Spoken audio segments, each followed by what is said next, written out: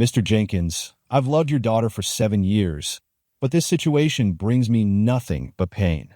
Those words came out of my mouth before I could stop them. It was just me, sitting on the back patio, glass of scotch in hand, face to face with her father, Frank Jenkins. He shifted uncomfortably in his chair, watching me like he couldn't decide if he was in a nightmare or if he should take my drink away. Maybe both. Mr. Jenkins had always been a tough guy to talk to. Retired military, strict as they come, the kind of man who could squash a bug under his boot without even looking.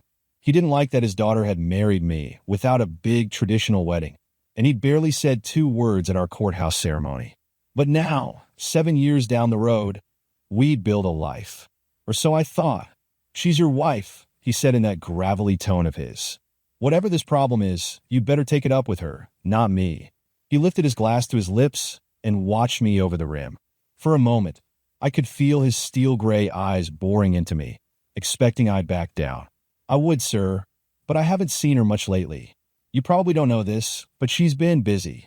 He raised a brow, but before he could respond, my phone buzzed on the table. It was one of those all-too-familiar messages from her. A quick excuse. Out late at work. Don't wait up. And this wasn't just once or twice.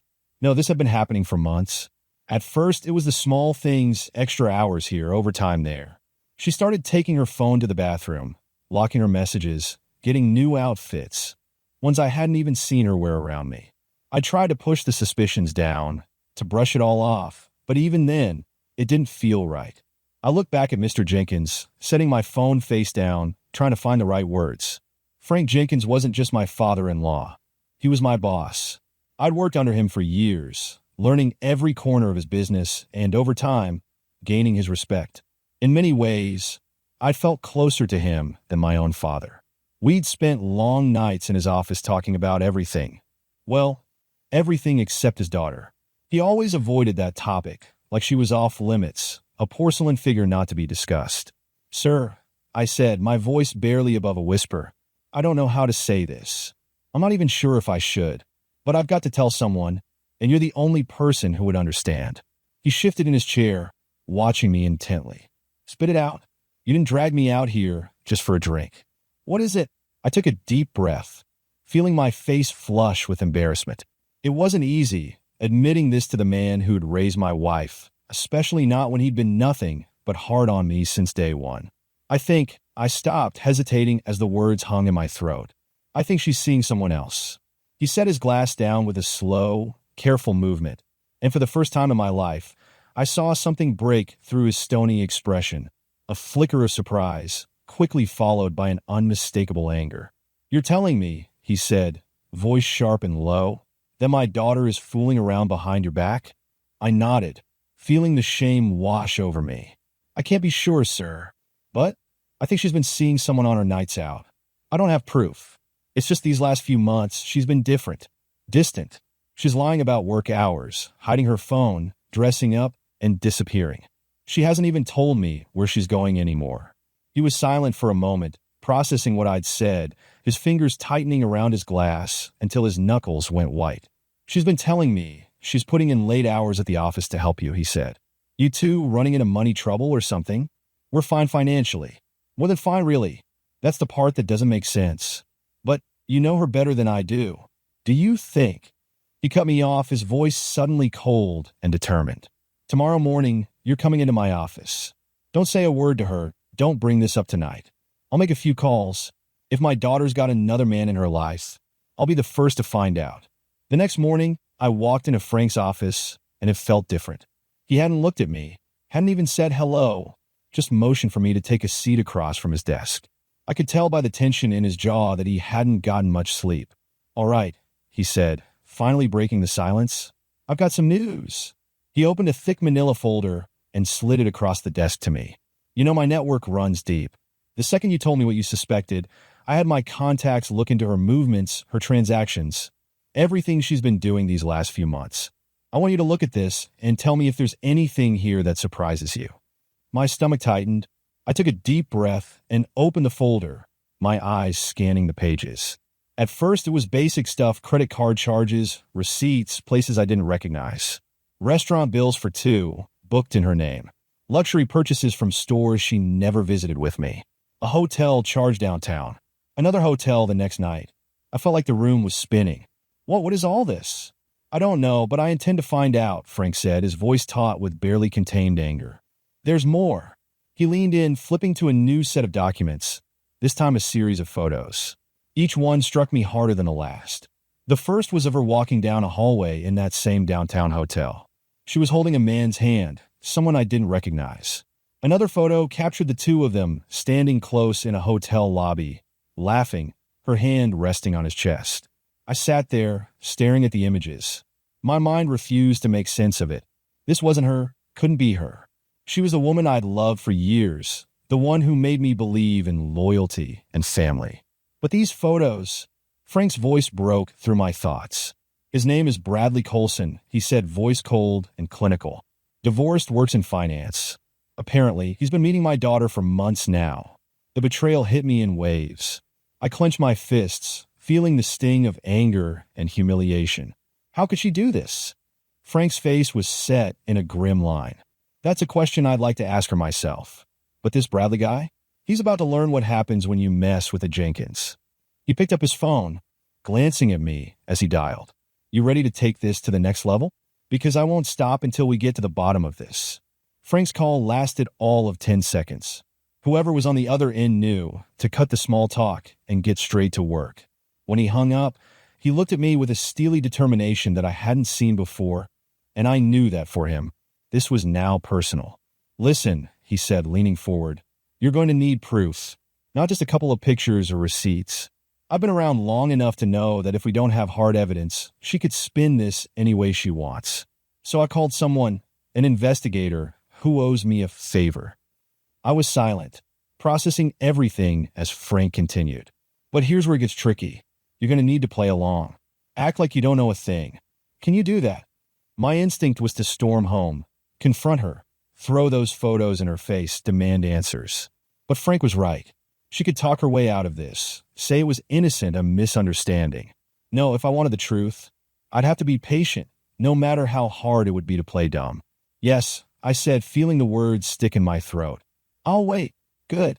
He stood up, his expression as cold as stone. You and I are going to pay a visit to Bradley's office.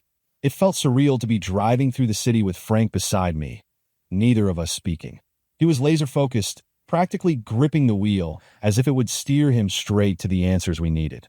Eventually, we pulled up outside a tall, glass-walled building in the financial district, a place where men like Bradley Colson made their fortunes, and apparently found the time to play with other men's wives. We stepped into the lobby and approached the reception desk. Frank flashed his business card. Tell Mr. Colson that Frank Jenkins is here to see him, he said, voice authoritative. The receptionist, glancing nervously between us, picked up the phone and whispered something into the receiver. A moment later, she put it down and gave a small nod. Mr. Colson will be down shortly. Minutes passed like hours. My pulse quickened with every second. And then, just as I started to doubt whether I'd go through with this, a figure appeared from behind the elevator doors.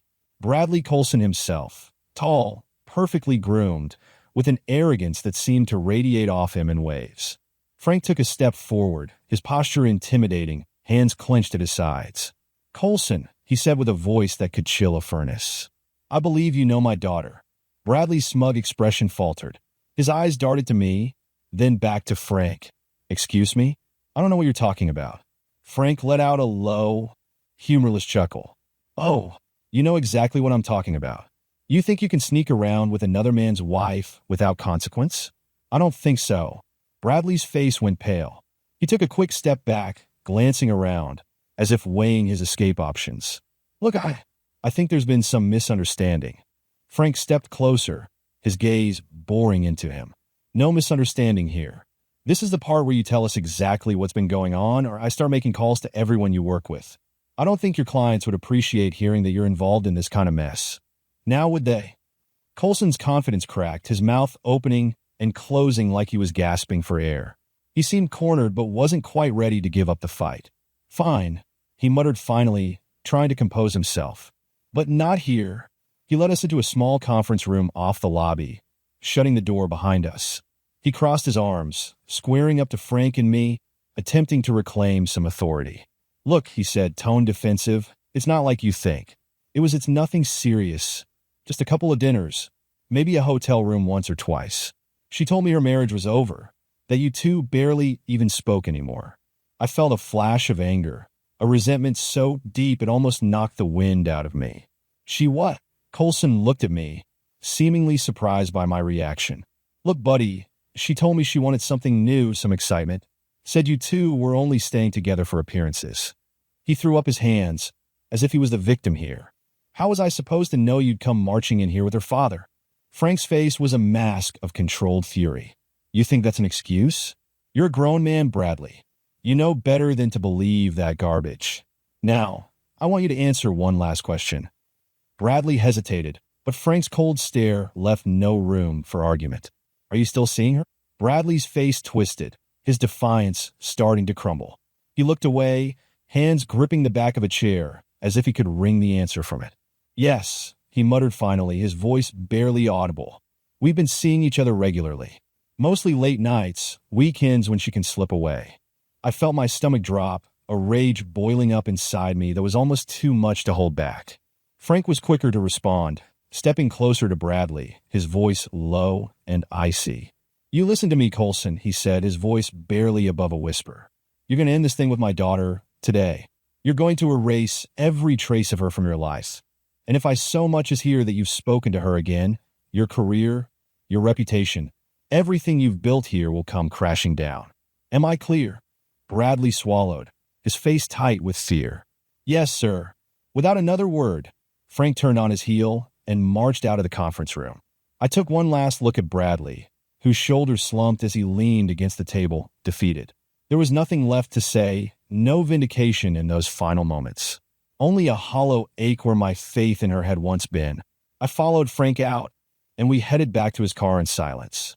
I expected him to berate me for not seeing this coming, or to chastise me for bringing him into a problem that he felt should have been handled between husband and wife. But as we pulled out of the parking garage, he surprised me by speaking in a calm, almost somber tone.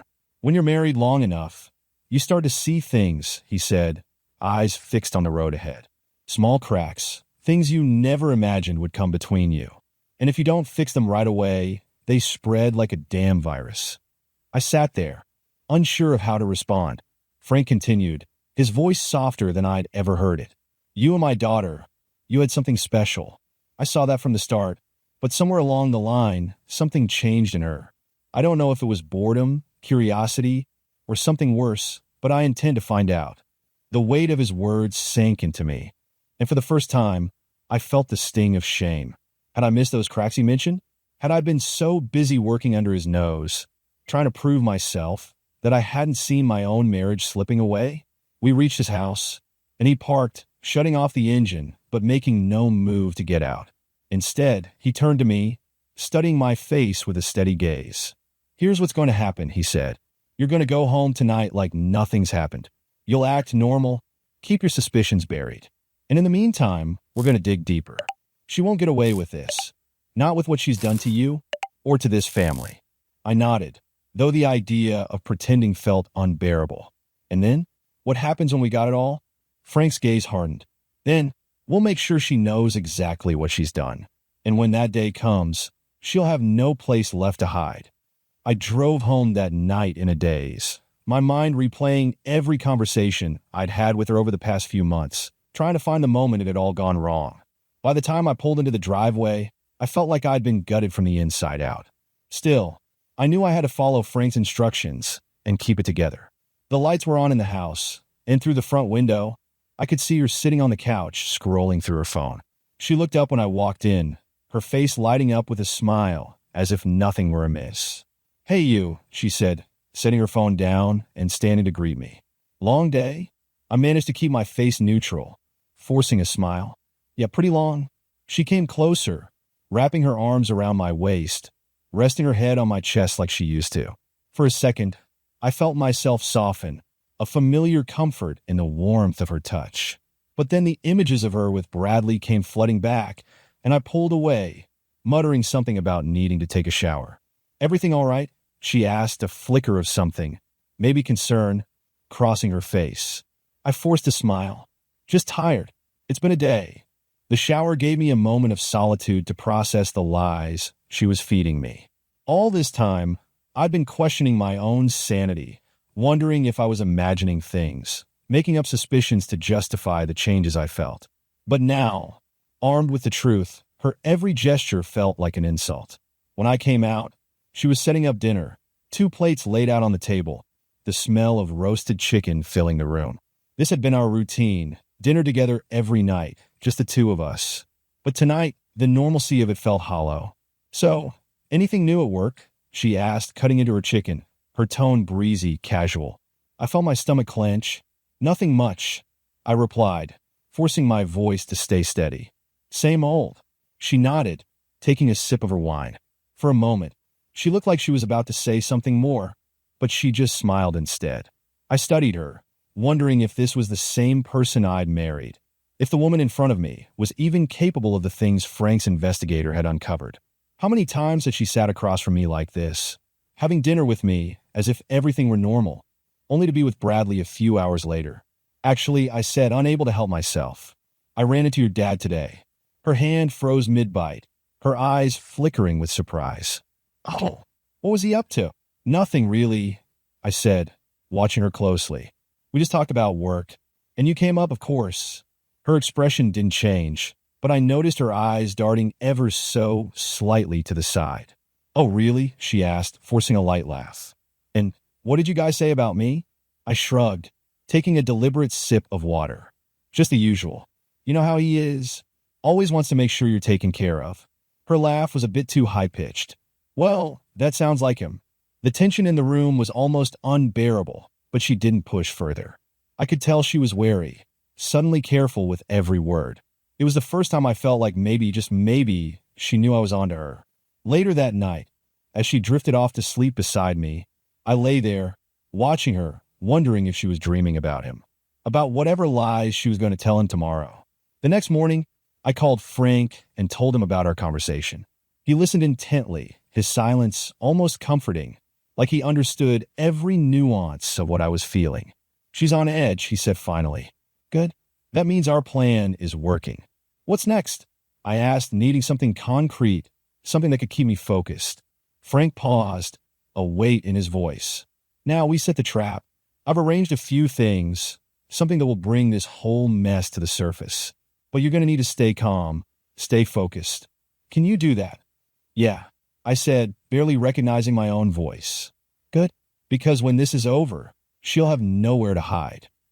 That morning, I went to work as usual, carrying on like nothing was wrong. Frank had asked me to stay close, to give no indication of what was about to come crashing down around her.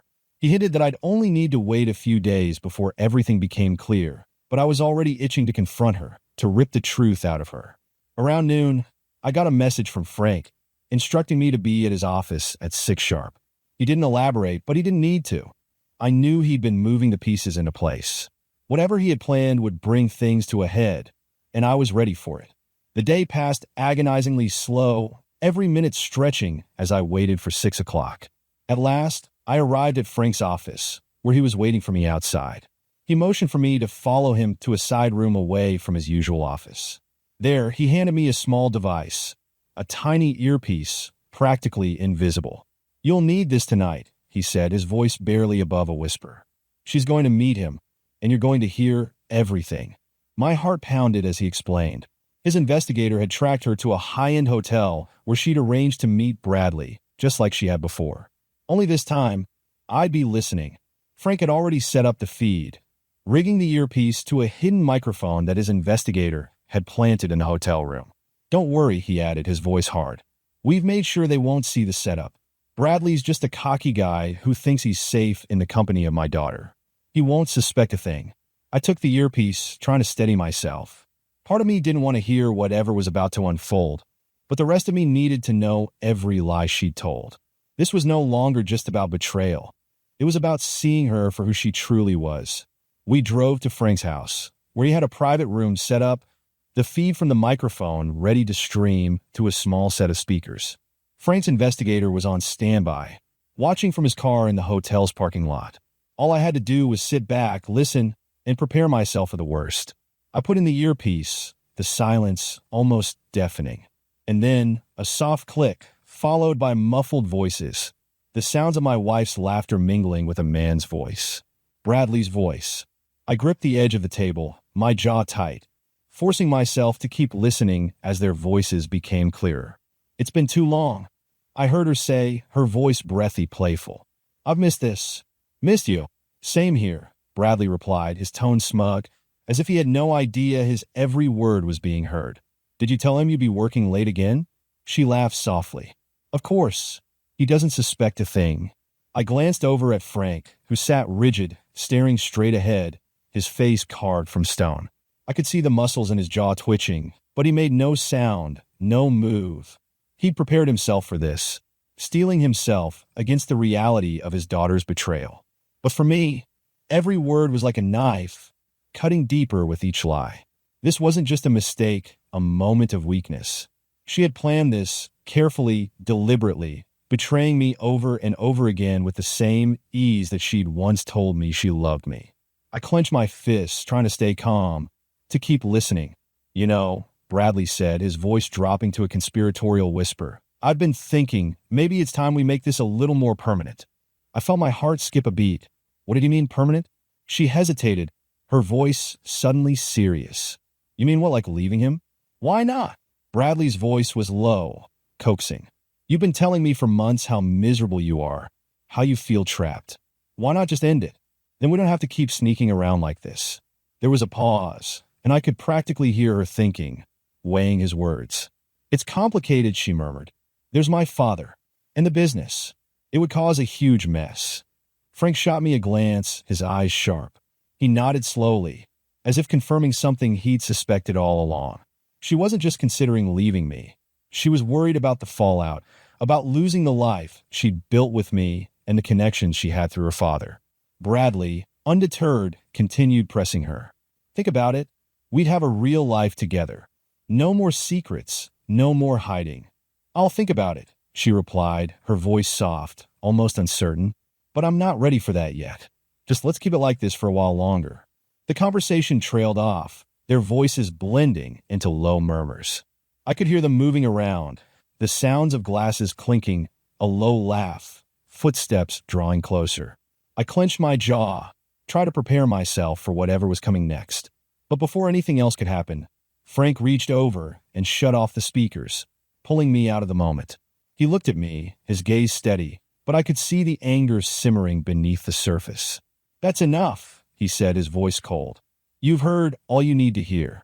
I sat there, struggling to process everything, my mind reeling. I could still hear her voice, her laughter, echoing in my mind. What now? I asked, my voice hollow. Frank's face darkened, his jaw set. Now, we put an end to this. My investigator's waiting for my call. And when I'm done with them, they'll have nothing left but each other. And trust me, son, that won't be much at all. Frank left the room briefly to make the call, and I sat there, trying to grasp the enormity of what I'd just heard. It was surreal, hearing her talk about me so casually, like I was a piece of furniture she was planning to replace. All those years, all the trust, reduced to a footnote in her plan to keep it like this a while longer. Frank returned, his face calm but resolute. My guy's on it. He'll gather a bit more evidence, enough to make sure neither of them can weasel out of this when the time comes. But we're going to need one more step if you want to be free of this mess. What do you mean? I asked, still feeling raw, trying to steady my voice. He paused, looking at me as if measuring my readiness. You need to confront her, but not until everything's locked down. Tonight, you're going to have to go back home and act like you know nothing, like you haven't heard a word. Meanwhile, I'll set up a meeting with my legal team and get the wheels in motion for her to lose everything when you walk. The idea of going home and pretending tore at me, but Frank was right. If I acted now, she'd play the victim, twist things, maybe even try to turn my confrontation into some version of her escape plan. But if we waited, gathered everything, she'd have no room to manipulate the situation. What about Bradley? I asked, feeling the familiar anger rising in my chest. Frank's eyes narrowed, a dark glint in his gaze. Bradley's got no clue what's coming for him. By the time we're done, he'll be untouchable in this town. We'll see to it that his face, his reputation, his entire career is tied to this fiasco. After that, he can go crawling back to wherever he came from." Frank's tone left no room for doubt. I could tell that for him, this was more than just revenge. It was personal. His daughter's betrayal had become a stain on his own name, and he was going to wipe it out by any means necessary. After that conversation, we sat in silence, each of us staring ahead, lost in thought. Eventually, Frank spoke again, his voice softer, almost regretful. "Listen, son," he began. "I know it might not mean much now, but I'm sorry. I saw the way you loved her, the way you built a life together. I never expected her to throw it away." I nodded, the words heavy between us. I guess you never really know someone until... I trailed off, not even sure how to finish the thought. Frank put a hand on my shoulder. "Just remember, when the time comes, you'll have people on your side. She might have fooled you, but she won't fool us." With that, I left Frank's office and drove home, bracing myself for the night ahead. By the time I stepped into the house, my mind was a storm of anger, betrayal, and a hollow kind of acceptance. I found her in the living room, curled up on the couch with her phone in hand, looking up with a casual smile. "Hey, babe," she said, her voice warm. "You're home late." I swallowed the bitterness, forcing a smile. "Yeah, just had some things to wrap up at work." She nodded, eyes flickering back to her phone, clearly unaware of the night I'd spent listening to her with Bradley. I sat down beside her, my mind replaying every word I'd heard, every piece of her betrayal. "So," I said, careful to keep my voice steady, "what did you do today?" She looked up, a flicker of something in her gaze before she smoothed it over with a smile. "Oh, the usual. Went to the gym, ran some errands. It was pretty uneventful, honestly." I managed a nod, feeling the hollowness of her lie. She was sitting there, looking me straight in the eye, spinning her deception with an ease that sickened me. But I kept my silence. Frank was right. There would be a time to confront her, a time to lay it all out in the open. And when that day came, I'd be armed with the truth, a truth she couldn't twist or deny. For now, all I had to do was wait. The following days were an excruciating blur. I went through the motions, playing my part, pretending everything was fine. But every time I saw her, every smile, every laugh felt like a slap in the face. She was moving around the house as if nothing had changed, as if the life we'd built still held meaning for her. I'd never felt more alone in my own home. Finally, late one night, I got a call from Frank. He didn't waste any time with pleasantries. "Tomorrow's the day," he said, his voice cold and certain. "We have everything. You want to be at the office at 10. Bring her." I took a breath, nodding to myself. "And Bradley." Frank gave a short, humorless laugh. "He'll be there too. We're going to get this all on the record. By the time we're done, she'll know exactly what she's cost you, and he'll know he's burned every bridge." When I hung up, I sat there, staring at the walls of our bedroom, the room where we'd shared so many dreams, so many nights talking about our future, our plans. Tomorrow, it would all be over. The next morning, I acted as though nothing was out of the ordinary. I suggested we stop by her father's office under the guise of dropping off some paperwork. She hesitated, and for a split second I thought maybe she'd figured something out. But she finally agreed, mentioning she had an appointment later but could push it back. "Won't take long," I assured her, keeping my tone light. When we arrived at the office, Frank was waiting in the lobby, his face unreadable. He gave her a small nod, then motioned for us to follow him. She looked a little thrown by his tone, but she followed us into a small conference room. And there, at the far end of the table, sat Bradley, shifting nervously in his seat. Her face went pale when she saw him. She threw a quick, panicked look in my direction before glancing at Frank, who'd taken his place at the head of the table. "Please," Frank said, gesturing to an empty chair for her. "Seat." "Dad, I don't understand," she stammered, her gaze darting around the room. "What's going on?" Frank leaned forward, his eyes steely. "You know exactly what this is, and I think it's time you start explaining yourself." She froze, mouth open, the words dying on her lips. She glanced at Bradley, whose face was already drawn, resignation etched into every line. "Is this about?" she began, her voice a trembling whisper. "It's about everything," Frank cut in. "About your lies. About the way you've deceived the people who trusted you most." He looked directly at her, his face hard. How long have you been sneaking around, hiding this mess from us? She glanced down, visibly trembling. I could tell she was scrambling for an excuse, trying to piece together a way out. But this time, she had nowhere to hide. Dad, it's complicated, she said, her voice barely a whisper. I didn't want to hurt anyone. It was just what? Frank shot back. Just a little excitement on the side? Just a thrill to make up for what you thought you were missing. She looked at me, her eyes pleading, as if I could somehow save her from the situation she'd created. Please, it was never meant to go this far. You made it go this far. I interrupted, finally breaking my silence. You made choice after choice, lie after lie. And now you want us to believe it wasn't supposed to end like this. She looked down, unable to meet my gaze. I never stopped loving you, she whispered, her voice thick with desperation. It was just, I needed something different. I thought maybe it wouldn't affect us, that it would be harmless. Frank's patience snapped. Harmless? You call this harmless? He pointed toward the file of evidence he'd had prepared. Receipts, messages, photos, the whole sordid affair laid out in brutal detail. Bradley shifted uncomfortably, finally mustering up the courage to speak. Look, he said, his voice low and shaky. I'm sorry. I didn't want things to go this way. If I'd known, he trailed off, clearly realizing there was nothing he could say to make it better. You didn't want things to go this way? Frank repeated, his voice dripping with disdain. You think an apology is going to make this right? Bradley shrank back, staring at the table, his earlier bravado nowhere to be seen. Frank leaned forward, his gaze boring into his daughter's. You're going to pay for this. And I'm not talking about money. You're going to understand what it means to betray the people who love you. Her face went pale, and I saw a glint of real fear in her eyes. For the first time, I think she truly grasped the weight of what she'd done, the permanence of the fracture she'd created. I took a deep breath, feeling a strange sense of calm settle over me. It's over, I said quietly. I'll be filing for divorce, and I'll make sure everyone knows exactly why. You can have Bradley, or you can have nothing, but either way, I'm done. She opened her mouth to speak, but no words came out. Finally, she looked at her father, as if he might intervene, might save her from the consequences.